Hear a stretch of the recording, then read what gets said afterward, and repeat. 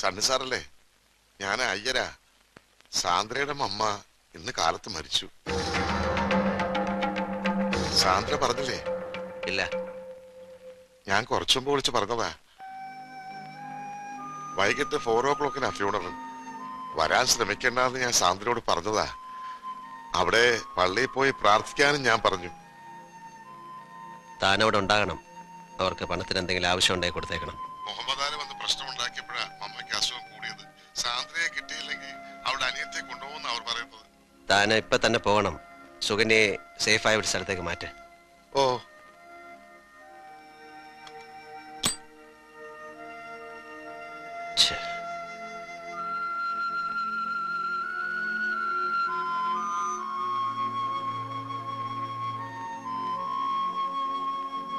ഊണെടുത്ത് വെച്ചിട്ടുണ്ട്. തണുത്ത് കാണും. അമ്മച്ചി അടുത്ത വീട്ടിൽ ആരെയോ കാണാൻ പോയിരിക്കുക.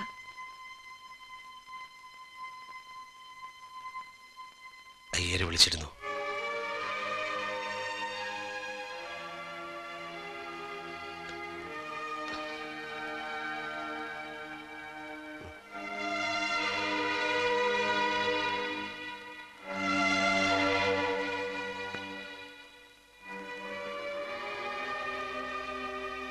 സോറി സാന്ദ്ര, ഞാനറിയാതെ. മാപ്പ്, എല്ലാറ്റിനും മാപ്പ്. അയ്യോ, എന്താ ഇത്? മാപ്പ് പറയേണ്ടത് ഞാനല്ലേ? വെറും വാടകയ്ക്ക് വന്നൊരു പെണ്ണാണെന്ന് പലപ്പോഴും ഞാൻ മറക്കുന്നു. സണ്ണിച്ചൻ ഇടയ്ക്കൊക്കെ ഓർമ്മിപ്പിക്കാറുണ്ടെങ്കിലും. മരിച്ച അമ്മച്ചിക്ക് വേണ്ടി പ്രാർത്ഥിക്കാൻ പോയ സാന്ദ്ര ഞാൻ. സോറി.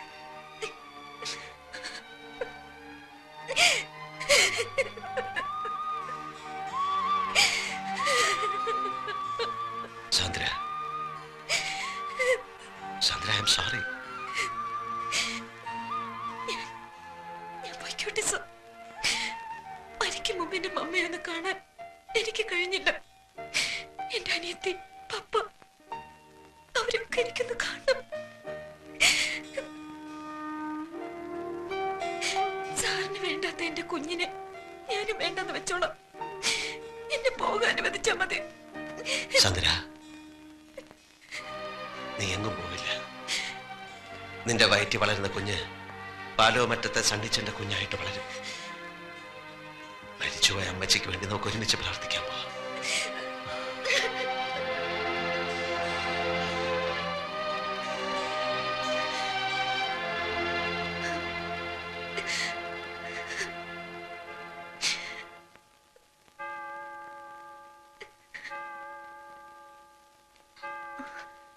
എന്താ ഈ നേരത്ത്? ഏയ്, ഒന്നുമില്ല. എന്തുണ്ടേ സാന്ദ്രേ, പറയൂ. എന്റെ വീട്ടിൽ ഒരു വിശേഷം ഉണ്ടായി. വിശേഷം എന്ന് പറഞ്ഞാൽ വലിയൊരു വിശേഷം. എന്റെ അമ്മ മരിച്ചു. 2 വർഷമായി അസുഖത്തിലായിരുന്നു. മിണ്ടാനും പറയാനും വയ്യാതെ കിടക്കയിൽ തന്നെ. പോകുന്നില്ലേ? ഇല്ല. സണ്ണിച്ചൻ വിടാഞ്ഞിട്ടോ? സാന്ദ്ര പോകുന്നില്ലെന്ന് തീരുമാനിച്ചിട്ടോ? ഞാൻ എത്ര തിരക്കിട്ട് പോയാലും അവിടെ ചെല്ലുമ്പോ എല്ലാം കഴിഞ്ഞിട്ടുണ്ടാവും. എന്നാലും ഒന്ന് പോകായിരുന്നു. കോൺട്രാക്റ്റിലെ നിബന്ധനയ്ക്കകത്ത് ഇടയ്ക്കുള്ള ഈ പോക്കുവരവ് ഉൾപ്പെടുത്തിയിട്ടുണ്ടാവില്ല അല്ലേ? സണ്ണിച്ചാൻ എല്ലാം എന്നോട് പറഞ്ഞു. 6 മാസം നാട്ടുകാരെയും അമ്മച്ചിയും കാണിക്കാനുള്ള ഈ അഭിനയം, പിന്നെ സിംഗപ്പൂരിൽ എത്തിയിട്ടുണ്ടാവാൻ പോകുന്ന കാർ ആക്സിഡന്റ്, അങ്ങനെ എല്ലാം.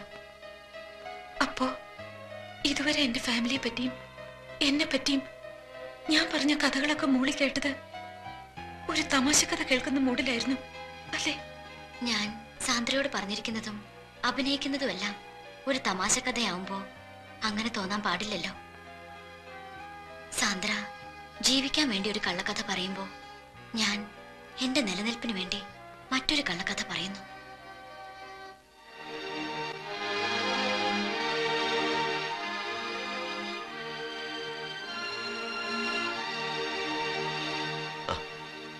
നാൻസി എന്താ ഈ സമയത്ത്? കെയർ ഗ്രൂപ്പിന്റെ റിഹേഴ്സൽ വല്ലതും ഉണ്ടായിരുന്നു? മരിച്ച അമ്മച്ചിയെ കാണാനുള്ള മോഹം സാന്ദ്രയ്ക്ക് സാധിച്ചു കൊടുക്കാമായിരുന്നു. സാന്ദ്രയോട് ഞാൻ പൊയ്ക്കോളാൻ പറഞ്ഞതാ. അവളുടെ പപ്പ വിളിച്ച് പറഞ്ഞു വരണ്ടാന്ന്.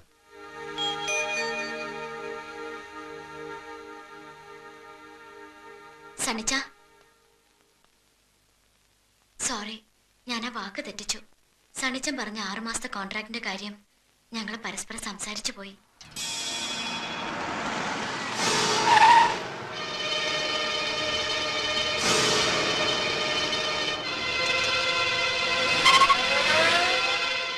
വീട്ടിലാരുമില്ലേ? ഇല്ല. പോളച്ചനെന്ന് വരും? അറിയില്ല. പക്ഷേ സണ്ണിച്ച, പോളച്ചൻ ഇതൊക്കെ അറിഞ്ഞു കഴിഞ്ഞാ എന്താ ഉണ്ടാവും പോണെന്ന് ഓർത്തിട്ട് എനിക്ക്.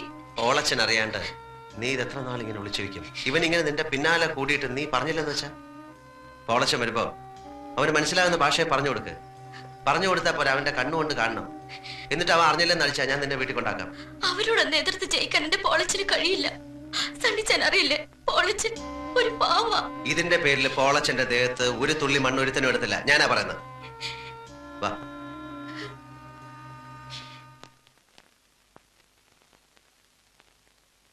സാന്ദ്ര ചേച്ചി എന്തിയെ? സണ്ണിച്ചാനും സാന്ദ്ര ചേച്ചിയും കൂടി പുറത്തു പോയിരിക്കുക. എന്താ മോളെ വന്നേ? സാന്ദ്ര ചേച്ചി അൽഫോൻസമ്മയുടെ പടമുള്ള ലോക്കറ്റ് വേണമെന്ന് പറഞ്ഞിരുന്നു. ഭരണങ്ങാനത്ത് പോയി വാങ്ങിച്ചോണ്ട് വരിക.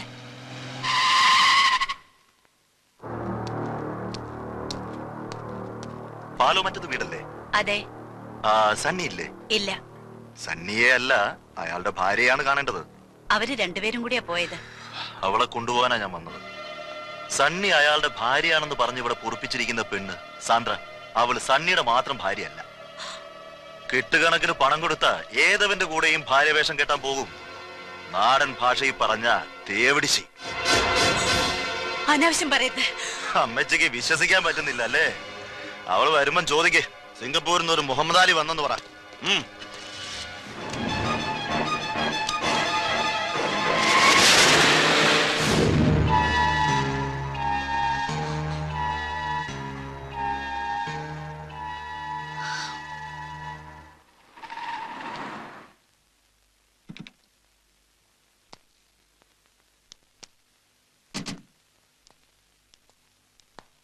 സണ്ണിച്ചായനെ അന്വേഷിച്ച് കുറച്ച് ആൾക്കാർ ഇവിടെ വന്നിരുന്നു. ഒരു മുഹമ്മദ് അലിയുടെ കൂടെ. എന്തൊക്കെയോ അനാവശ്യങ്ങളും പറഞ്ഞു. ആരാ അയാള്?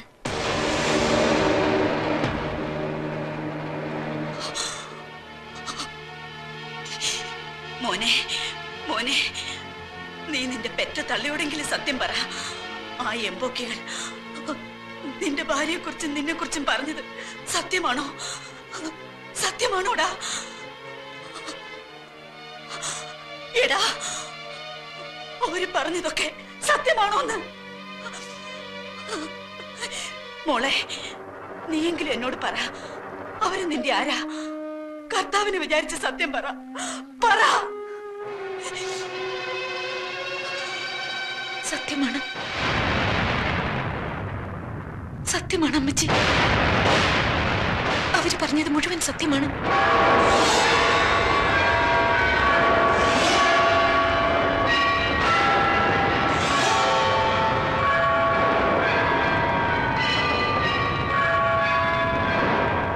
ഇടവകക്കാരെയും കർത്താവോടെ തമ്പുരാനെയും എല്ലാം നിങ്ങള്. അമ്മച്ചി, ഞാൻ പറയുന്നൊന്ന് കേക്ക്. വേണ്ട, നീ ഒന്നും പറയണ്ട. എനിക്കൊന്നും കേൾക്കണ്ട. നീ എന്നെ ഒന്ന് കൊന്നു തരുമോ? ഞാൻ പോവാ എവിടേക്കെങ്കിലും. എനിക്കാരുമില്ല, മക്കളുമില്ല, മരുമക്കളുമില്ല. തുടരുതന്നെ. ഇങ്ങനൊരു മോൻ എനിക്കില്ല, ഇങ്ങനൊരു മോൻ എനിക്കില്ല.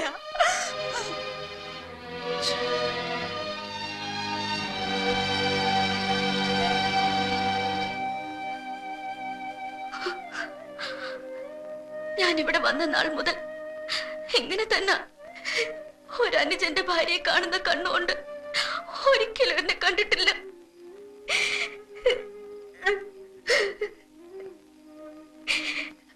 പൊളച്ച, ഞാൻ എപ്പോഴും പറയാറില്ലേ, നമുക്ക് മറ്റെവിടെയെങ്കിലും മാറി താമസിക്കാം.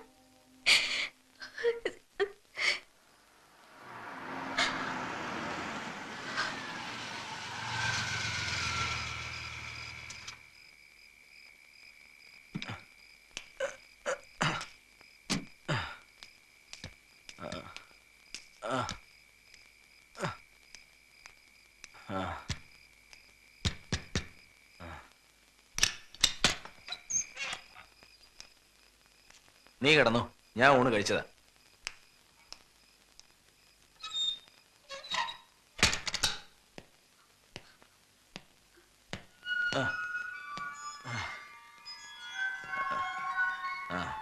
നാൻസി, നാൻസി, എന്നെ പേടിച്ചാണെന്നുള്ള പേരും പറഞ്ഞ് നീ പള്ളിക്കലേക്ക് പോയത് സണ്ണിയെ കാണാനായിരുന്നു അല്ലേ? പള്ളിപ്പറമ്പിലെ നിങ്ങളുടെ കൂടിക്കാഴ്ച തുടങ്ങിയിട്ട് എത്ര കാലമായടി? അവനുമായിട്ടുള്ള കല്യാണം തെറ്റിച്ച് എന്റെ അനിയൻ ചെറുക്കനെ കൊണ്ട് നിന്നെ കെട്ടിച്ചത് ഇങ്ങനെ ചിലതൊക്കെ.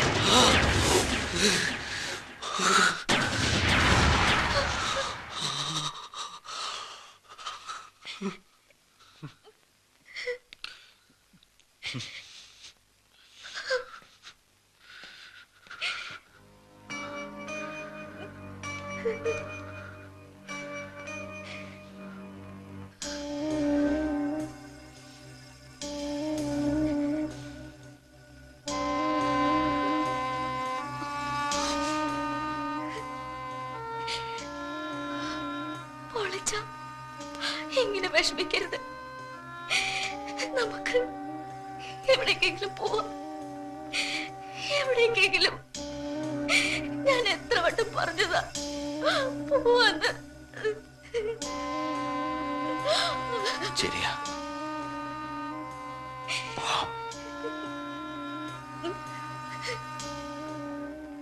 പോവാം, പോണം.